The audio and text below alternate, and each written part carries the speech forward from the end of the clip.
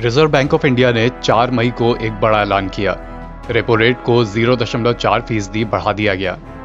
लेकिन चिंता नहीं करिए, इससे कार लोन, होम लोन या पर्सनल लोन पर आपकी किश्त जरूर बढ़ेगी, लेकिन महंगाई पर लगाम भी लगने की उम्मीद है। ऐसा होते ही रिजर्व बैंक ग्रोथ यानी विकास दर पर फोकस करते हुए डिमांड बढ़ाने की कोशिश करेगा। नतीजा आपकी ईएमआई एक बार फिर कुछ समय में नीचे आ सकती है। इस बात को और तसल्ली से समझते हैं। दरअसल रूस और यूक्रेन के युद्ध ने महंगाई को समझने का तरीका बदल दिया है।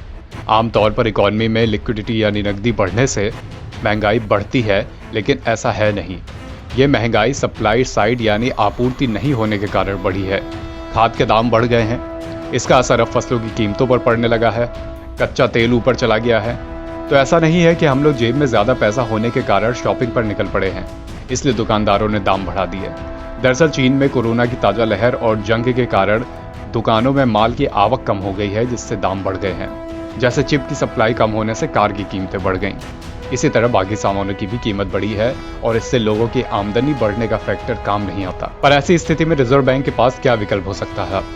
आमतौर पर सप्लाई के कारण महंगाई बढ़ती है तो रिजर्व बैंक इंतजार करता है। शायद इसीलिए पिछले कई महीनों में ब्याज दरें नहीं बढ़ाई गईं।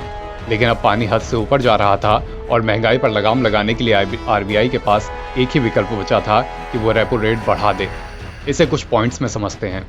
पिछले अनुभवों से पता चलता है कि ऊंची महंगाई दर से आम लोग और कंपनियां ये सोचती हैं कि आने वाले समय में इससे निजात नहीं मिलेगी, चाहे ये महंगाई खाने वाली चीज़ों और तेल तक ही सीमित क्यों ना हो। एक माहौल बनने लगता है कि महंगाई अब रुकने वाली नहीं। दूसरा फैक्टर है सप्लाई साइड से संकट को समझना। ये संकट कब तक दूर होगा ये बता पाना मुश्किल है। यूक्रेन युद्ध का असर जंग खत्म होने के बाद भी कब तक जारी रहेगा ये कोई नहीं कह सकता। इसलिए फूड और फ्यूल की महंगाई बाकी सामान के दाम भी बढ़ा सकती है। अगर महंगाई कुछ सेक्टर्स तक सीमित हो लेकिन इस पर जल्दी लगाम ना लगे तो ये लगातार बढ़ती रहती है। साथ ही बाकी सेक्टर से जुड़े सामान भी बढ़ने लगते हैं। इसलिए आपकी जेब न सिर्फ पेट्रोल या आटा खरीदने पर ज़्यादा खाली होती है, बल्कि धीरे धीरे दूसरे सामान और सर्विसेज लेने पर भी आपको ज़्यादा पैसे चुकाने पड़ सकते हैं।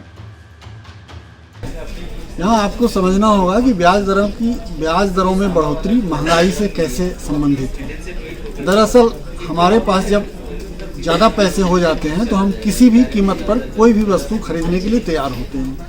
ऐसी स्थिति में बाजार में डिमांड ज़्यादा होती है, माल की सप्लाई कम होती है। जब पैसे कम होंगे तब हम मोल भाव करेंगे और सस्ती चीज़ें खरीदने के लिए उद्यत होंगे।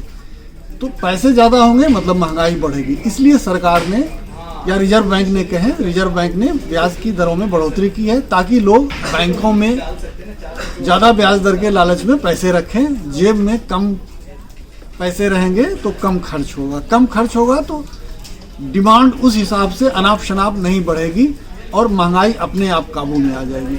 यानी कह सकते हैं कि भारत इकलौता ऐसा देश नहीं है जो ऐसा कर रहा है। अमेरिकी रिजर्व बैंक ने भी ब्याज दर बढ़ाने के संकेत दे दिए हैं।